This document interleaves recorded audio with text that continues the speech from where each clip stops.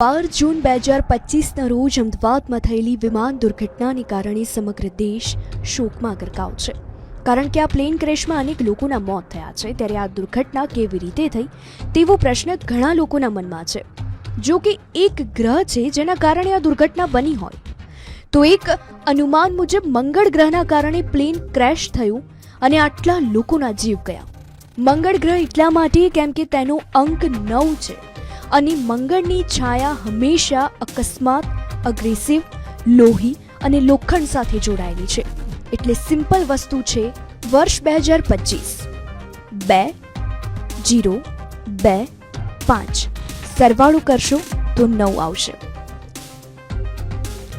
તારીખ 12/06 1 2 0 6 સરવાળો કરશો તો 9 આવશે. ફ્લાઇટ નંબર 171 સરવાળો કરો 9 આવશે.